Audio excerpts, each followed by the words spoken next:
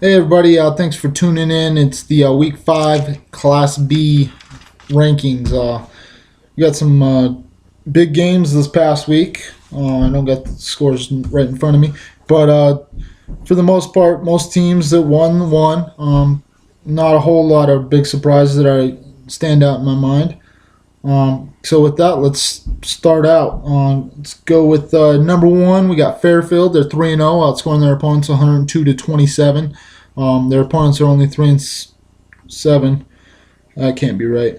Um, well, actually, it probably is because Loyal is having a tough time. So, 3-7 on the year. They're 1-0 against winning teams. Um, so Fairfield takes that top spot. Talented, their only loss to Fairfield, the 1 point loss in Fairfield, is outscoring their opponents 137 to 35. Their opponents are 6-5 on the year. 1-1 against winning teams, 500 or better. Forsyth, still undefeated, still not scored upon. 3-0, 123 to 0. They're outscoring their opponents. Problem with them not being number one is their opponents are 2-9. They're 1-0 against 500 better teams. That 500 or better team being, let's see who they had here. Their winning team looks like Wolf Point. Um, so Wolf Point's been getting beat up on by every team that's in any good really. So let's see, number four Shoto. They've been showing out pretty strong as well. They're 3-0, 130 to 35. They're outscoring their opponents. Their opponents are 2-8 as well. So I believe they have a pretty good matchup this week to kind of sort that out as well. They're 1-0 against winning teams. Coming in at number five, we have Glasgow. They're sitting at 4-0. They're just as good as any team in the state record-wise. 92 to 27, they're outscoring their opponents. 6-4 was the record of their opponents, so they're playing a little bit higher quality opponents. 3-0 against teams 500 or better. So Glasgow's looking strong. Maybe they're underranked. I'm sure they'll sort that out themselves. Conrad, another undefeated team, 3-0. 172 points, so they're not having trouble getting the end zone. I know they have at least a two-headed rushing attack that's real powerful. 172 to 38. Their opponents though are 2-8. Not real strong. They haven't played a team with a winning record yet. So let's see if that offense can continue to put up giant numbers as the schedule gets tougher. Number seven, Jefferson had an overtime victory and at one point come from behind victory. So they're squeaking through to keep that shiny 4-0 record. 157 points scored, 83 against. So they're pretty much doubling up their opponents there when they're despite having those close games. 7-8 is their opponent's record. They're 3-0 against winning teams. So, like I said, they've been doing pretty good work. I think that one team that didn't have a winning record is the 2-3 time defending champ. They'd won 23 straight games in a row before the year. So Jefferson's looking pretty strong. Coming in at number 8 this week, we have Huntley Project. They could possibly be underranked as well. Another 4-0 team, outscoring their opponents 126 to 34. I believe they have a pretty strong matchup this week. I believe it's Baker. Don't quote me. I don't have the papers in front of me right now. Their opponents are 5-9 on the year. They're 2-0 against winning teams, and I know they've played a tougher schedule really than their record shows with the 5-9. Those other teams have been playing top teams. So they could be underranked. Number 9, Big Fork. Tough to put these guys at number 9 with a 2-1 record. There's these undefeated teams. The one loss kind of hurts them, I guess. 2-1, 120 to 36 is they're outscoring their opponents. 6-5 is their opponent's record. They're 1-1 against winning teams this year. Number 10, Baker. Another tough team to put down there with only one loss, but it's just the way it is, and time will sort itself out. Like I said, I think they have that nice matchup against Huntley to help themselves out this week. 87 to 30, they're outscoring their opponents. 6-6 is their record. 0-1 against 500 teams or better. Coming in number 11, the two-time defending champs. It's Loyola. They're 1-2 on the year. They're playing some tough teams, being outscored 42-75. The 8-2 is the record of their opponents, so they're playing some real good teams here. Number 12 coming in is Colstrip. They're got a 500 record, but they have been keeping it close with tough teams and doing business. I think they're a lot better than their record shows, and I think by the end of the year it'll show out better. 115-70, they're outscoring their opponents. 9-7 is their records. 0-2 against winning teams. Coming in at number 13 this week, we have Whitehall. They're 3-0, undefeated team behind, a 500 team. They're outscoring their opponents 130-20, but their opponents are 2-8. 1-0 against teams that are 500 or better. I believe the team they beat that's 500 is 2-2, and I don't know if they'll be 500 by the end of the year. So that's why I have Whitehall a little bit lower with their undefeated ranking. Number 14, we got Columbus, another 500 team, playing tough schedule, being outscored 71-108 on the year. 10-4 of their opponents' combined records. 1-2 against 500 teams. So they have beat good teams, but they've had 3 tough matchups. I think they're 2 losses against top 10 teams. So nothing to hang their heads about in Columbus. 15 coming in, Manhattan. They got their first win of the year this week. They're 1-2, losing record. They played some real good teams. I actually was at their game for about the first quarter, and then their second quarter when they took the 16-0 lead, I took off. I'd seen enough.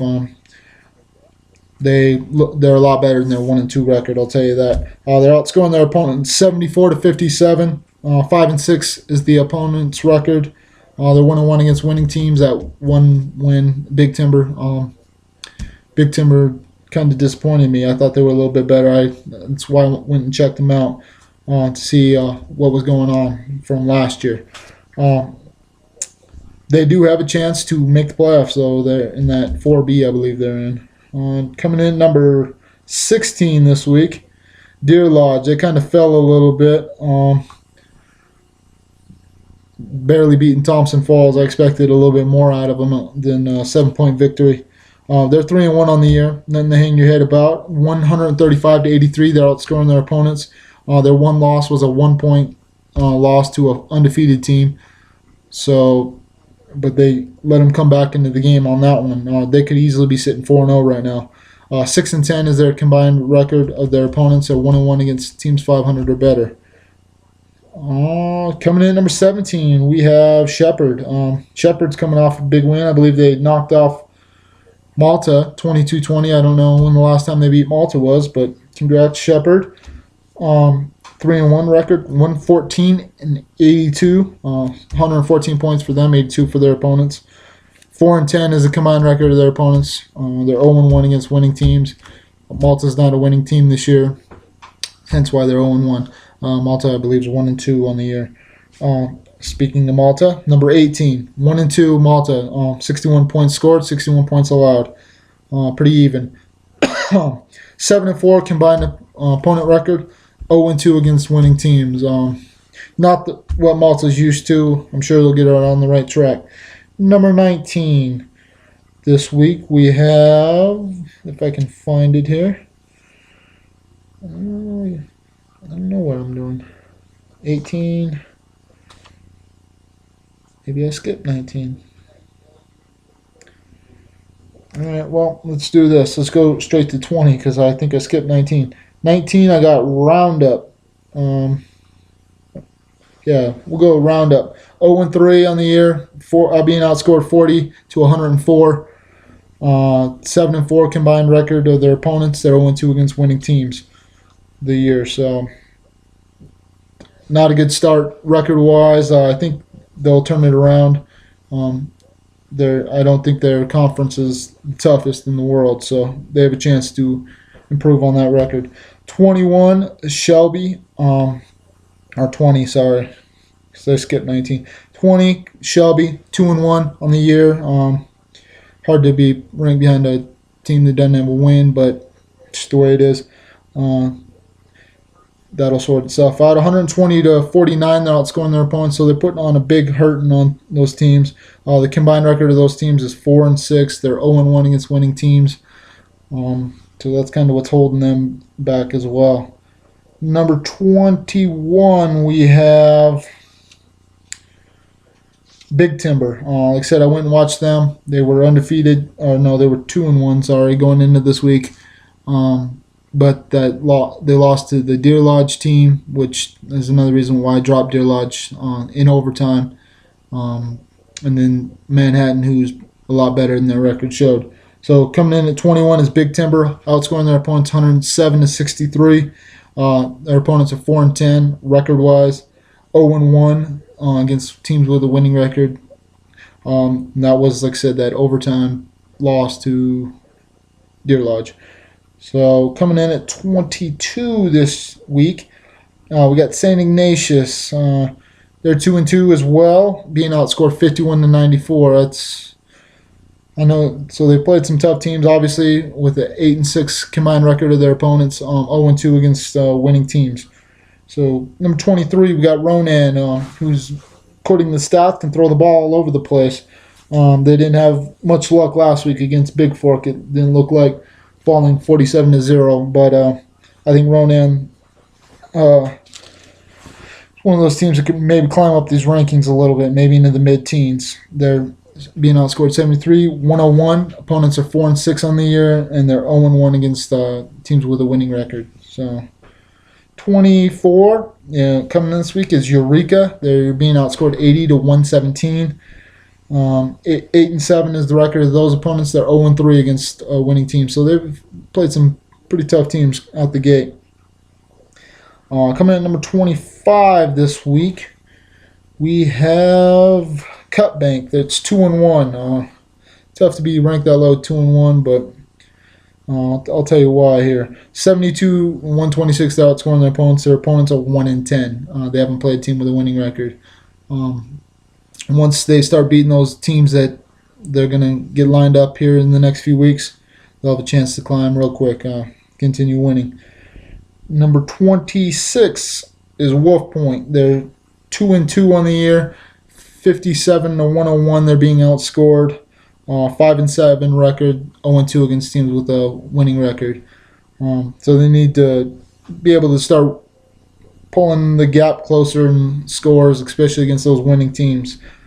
27 this week, we have Red Lodge. They're 0-3 on the year. They've played a gauntlet here. 34-125. They're being outscored. Their opponents are 10-0, so they haven't seen a team that knows how to lose yet. So they're 0-3 against winning teams, obviously. So Red Lodge is probably a little bit better than 28th, and they'll probably prove it in coming weeks. Coming in, 27th. 28 is Florence. So with Florence, we have a 1-3 record. They're being outscored 34-152. 5-9 is their opponent's record. They're 0-2 against teams with a winning record. They didn't do too bad last week, if I remember correctly. I thought they were closer than I expected. What do we got? Florence against, I think it was against Eureka. They only lost by 6, 12-6. So not a bad game. Coming in at 29, Thompson Falls, 0-4, being outscored 53-138 on the year. 9-5 combined record for their opponents. So they've been playing some pretty good teams. They're 0-3 against those winning teams. Maybe they can pick it up in these coming weeks. Number 30, Three Forks. They're 0-4 on the year as well. They've played a pretty tough schedule, being outscored 20-159. So it looks like that offense is having a little bit of trouble scratching that end zone. 10-4 is the combined record of their opponents. They're 0-4 against those 4 winning teams they've played.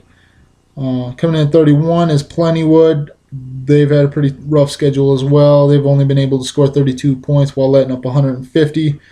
So they might be underranked compared to Three Forks looking at it now. But anyways, it's only going to jump on a spot or two. 32 to 150, 9-5 combined record of opponents, 0-4 against winning teams. So I think actually what I think is what it is.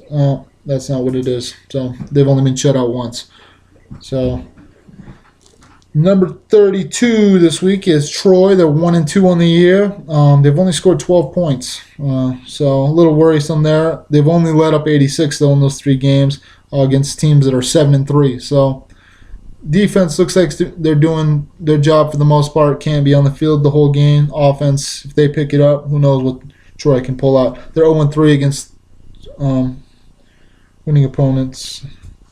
That doesn't make any sense. Obviously, I made a mistake there. So, Troy, so 1-2 on the year, sitting at 32. 33, we have Joliet getting their first win of the year.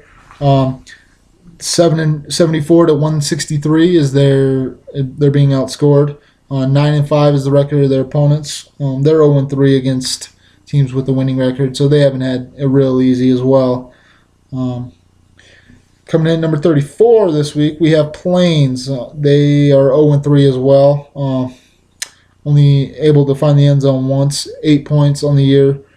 They've let up 111. Opponents are 7-3 on the year. 0-3 against winning teams. 35 is Harlem. They're 0-3 on the year. They've put up 114 points. They put up 14 points and let up 164. 7-3 also is the combined record of their opponents. 0-3 is their record. Coming in at 36, Lodgegrass. They've only got 2 games under their belts. They have 24 points though. So if they get a couple more games, maybe they'll jump up. 24-78, 3-5 record is pretty much why they have that last spot. They haven't played anybody with a winning record. So that's it for Class B rankings this week. Like I said, looking for sponsors. All the money is going back to do camps, tournaments. I got some exciting news I'm going to announce in the coming weeks. And hit me up. I got all kinds of options. I've done it for free for 4 years. So we need to help these kids out, get Montana recognition where it belongs. Till next time. Thanks, guys.